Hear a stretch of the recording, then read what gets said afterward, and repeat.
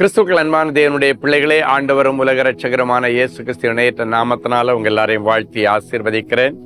இந்த மார்ச் மாதம் 6ஆம் தேதி மங்கள வார்த்தை நிகழ்ச்சி மூலமாக உங்கள் எல்லாரையும் நேரடியாக உங்கள் வீடுகளில் பார்க்குறது எனக்கு ரொம்ப ரொம்ப சந்தோஷம். கர்த்தர் உங்களை ஆசீர்வதிப்பாராக. சரி, இன்னைக்கு நமக்கு என்ன மங்கள வார்த்தை ஆண்டவர் வச்சிருக்கிறாரு எடுத்து வாசிக்கலாம். யோபு 8ஆம் அதிகாரம் 7வது வசனம். உம்முடைய துவக்கம் அற்பமாயிருந்தாலும் உம்முடைய முடிவு சம்பூர்ணமாயிருக்கும்.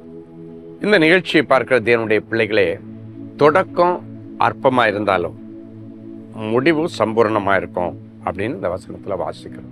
தொடக்கமே சம்பூர்ணமாக இருக்கணும்னு நினச்சிங்கன்னா அது கொஞ்சம் டஃப்பான விஷயந்தான். நிறைய பேருக்கு நினச்ச உடனே எல்லாம் நடக்கணும். ஒன்றும் இல்லை, ஒரு பிள்ளையை பெற்றுக்கணுன்னாலும் அதுக்கு ஒரு 10 மாதம் டைம் எடுக்கும். அதற்கான நீங்கள் முழு முயற்சியில் இறங்கினாலும் அது கிடைச்சா கூட அடுத்த நாள் நம்ம கையில் இருக்குமா? இருக்காது. அதுக்கு ஒரு 10 மாதம் அவங்க வெயிட் பண்ணணும். அந்த பிள்ளை அந்த குறிப்பிட்ட மாதங்கள் வரைக்கும் தாயினுடைய கற்பத்தில் அழகாக பராமரிக்கப்படணும். 10வது மாதம் கையில் வரும். ஸோ இன்னைக்கு நிறைய பேருக்கு இன்ஸ்டன்ட் வேர்ல்டில் இன்ஸ்டண்ட்டாக மிரக்கல் நடக்கணும்னு எதிர்பார்க்கணும். எடுத்த உடனே எனக்கு 1 லட்சம் சம்பளம் வேணும், எடுத்த உடனே எனக்கு 2 லட்சம் சம்பளம் வேணும், கிடைக்காது. ஆண்டவர் சொல்கிறார், அற்பமான ஆரம்பத்தை அசட்டை பண்ணாத, அப்போதான் சம்பூர்ணமான உயர்வு வரும். அதான் இந்த வசனம். தொடக்க அற்பமாக இருந்தாலும், தொடக்கம் கஷ்டப்படுற மாதிரி இருந்தாலும் முடிவு சம்பூர்ணமாக இருக்கும். எப்பவுமே நான் சொல்லுவேன், தொடக்கத்தில் கஷ்டப்படாமல் போகிறவன் முடிவில் சம்பூர்ணத்தை பார்க்க மாட்டான், ஆசீர்வாதத்தை பார்ப்பான். ஒரு லெவலில் போய் அப்படி நின்றுடும்.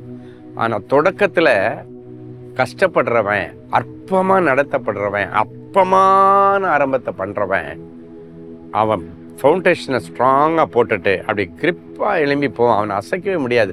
ஒரு ஸ்டேஜ் வரும் பொழுது தொடக்கம் நல்லா இருந்தவனை காட்டில் இவன் ரொம்ப ஸ்டாப் பொசிஷனில் உட்காந்துருப்பான். சம்பூர்ணம்னா எல்லாத்துலையும் மேலானது. ஸோ இன்னைக்கு தோக்கம் அற்பமாக இருக்குன்னு நினச்சிட்டு சோர்ந்து போயிடாதீங்க. தொடக்கம் அற்பமாக இருந்தால் தான் முடிவு சம்பூர்ணமாக இருக்கும், மேன்மை நல்லா இருக்கும்.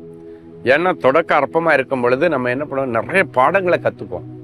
ஸோ அதனால் அடுத்தவனுக்கு தொடக்கம் நல்லா இருந்துச்சு, அவன் எடுத்த உடனே டப்புன்னு பெரிய ஆள் ஆயிட்டான், எடுத்த உடனே வசதி ஆயிட்டான்.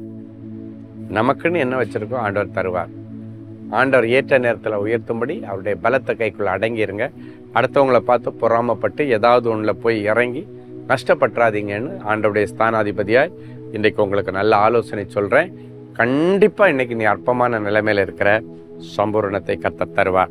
ஒரு நல்ல சாட்சியை கேட்கலாமா? Sister Ranjani from Perambur. என்னுடைய மகனுக்கு திருமணம் முடிந்து மருமகள் கர்ப்பம் தரித்தாள். ஆனால் 5வது மாதத்தில் கருச்சிதைவு ஏற்பட்டது. அதன் பிறகு நான் தொடர்ந்து அன்பரின் பாதத்தில் ஒரு நாள் உபவாச கொடுகையில் கலந்து கொண்டு ஜெபித்தேன். தனி ஜெபத்திலும் சகோதரர் ஸ்டீஃபன் அவர்களிடம் ஜெபித்து கொண்டேன்.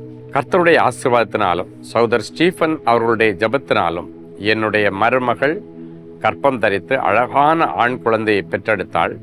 அதன் பிறகு 2வது முறை கர்ப்பம் தரித்து அழகான பெண் குழந்தையை பெற்றெடுத்தாள். சகோதரர் ஸ்டீஃபன் அவர்கள் ஏறெடுத்த ஜெபத்தை கேட்டு கர்த்தனுடைய மகனையும் மருமகளையும் ஆசீர்வதித்து 2 குழந்தைகளை தந்துள்ளார். என் அன்பு தேவனுடைய பிள்ளைகளே, கர்த்தர் உங்களுக்கும் அப்படியே செய்வார். அன்பான ஆண்டவரே, உமக்கு நன்றி. இயேசுவின் நாமத்தினாலே என் பிள்ளைகளை ஆசீர்வதிக்கிறேன். இப்பொழுதும் அன்பரின் பாதத்தில் ஒரு நாள் கூட்டத்தில் கலந்து கொண்டு அற்புதத்தை பெற்றுக்கொண்ட ரஞ்சனிக்காக, அவருடைய ஹஸ்பண்டுக்காக, 2 பிள்ளைகளுக்காக உமக்கு நன்றி. தொடக்கம் அற்பமாக இருந்தது, ஆனால் அன்பரின் பாதத்தில் வந்து காத்திருந்து ஆண்டவருடைய மங்கள வார்த்தையை பெற்று இன்னைக்கு சம்பூர்ணத்தை நோக்கி நகர்ந்து வாழ்ந்து கொண்டிருக்கிற இந்த குடும்பத்தை போல இந்த நிகழ்ச்சியை பார்க்கிற ஒவ்வொருவரும் வாழும்படி நிறைஞ்ச மனசில் ஆசீர்வதிக்கிறேன். நாளை தினத்தில் நடக்க போகிற அன்பரின் பாதத்தில் ஒரு நாள் கூட்டத்தில் ஆண்டவரே திரளான ஜனங்களை கொண்டு வரும். இந்த மங்கள வார்த்தை பார்க்கிற ஜனங்கள் நாளைய தினத்தில் திரளாய் வந்து நாளைய தினத்தில் அந்த கூட்டத்தில் கலந்து கொண்டு இவர்களும் தங்களுடைய வாழ்க்கையில இதுவரைக்கு எதிர்பார்த்து காத்திருந்து நிறைவேறாத ஆசீர்வாதங்களை பெற்றுக்கொள்ளும்படிக்கு நிறைஞ்ச மனசுல பிள்ளைகளை ஆசீர்வதிக்கிறேன். இந்த நிகழ்ச்சியை பார்க்கிற ஒவ்வொருவருடைய இருதயத்தின் விருப்பத்தை நிறைவேற்றும். ஒவ்வொருவரும் நாளை தினத்தில் தங்களை ஃப்ரீ பண்ணி வைத்துக்கொண்டு அன்பரின் பாதத்தில் ஒரு நாள் கூட்டத்தில் கலந்து ஆண்டவருடைய அற்புதத்தை பெற்றுக்கொள்ளட்டும். பிறந்த நாள், திருமண நாளை நினைவு கூறுகிற பிள்ளைகளை ஒரு விசை கண்ணோக்கி பாரும். கர்த்தர் என் மெய்ப்பராக இருக்கிறார், நான் தாழ்ச்சி அடையேன் என்கிற வார்த்தை அப்படியே அந்த பிள்ளைகளுடைய வாழ்க்கையில இந்த நிமிஷத்தில் நிறைவேறட்டும். இயேசுவின் மூலம் பிதாவே, ஆமென். அன்பான தேவனுடைய பிள்ளைகளே, சந்தோஷமான விஷயம். நான் சொன்னது போல அன்பரின் பாதத்தில் ஒரு நாள் கூட்டம் நாளைக்கு நமக்கு சென்னை வேப்பேரியில் இருக்கிற பிகேஎன் ஆடிட்டோரியத்தில் காலையில் 9:30 மணிலேருந்து இருக்குது. காலையில் சீக்கிரமாக வந்து 9:30 மணிக்கு நீங்கள் வந்தீங்கன்னா தான் ஆண்டவரை துதிக்க முடியும். அது மட்டும் இல்லை, மெயின் ஹாலில் நமக்கு இடம் கிடைக்கும். இல்லைன்னா கீழ் ஹால் தான் போனோம்.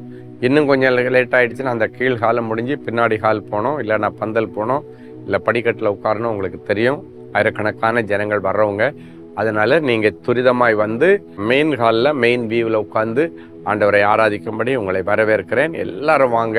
உங்களுடைய அற்புதத்தை தள்ளி போடாதீங்க. அன்பரின் பாதத்தில் ஒரு நாள் கூட்டத்தில் நடந்த சாட்சிகளை டெய்லி நம்ம கேட்குறோம். உங்களுக்கும் ஆண்டவர் செய்வார். God bless you. அன்பு தேவனுடைய பிள்ளைகளே, இந்நிகழ்ச்சியின் மூலம் நீங்கள் பெற்றுக்கொண்ட ஆசீர்வாதங்களையும் உங்கள் ஜெப விண்ணப்பங்களையும் அனுப்ப வேண்டிய முகவரி: தேவனின் அன்பு ஊழியங்கள், Vinayak avenue, OMR road, Okkiyam, Thoraipakkam, Chennai 600097. மேலும் 24 மணி நேர ஜெப உதவிக்கு 044-24547-999 மற்றும் 9941150999 என்ற எண்களுக்கு தொடர்பு கொள்ளுங்கள்.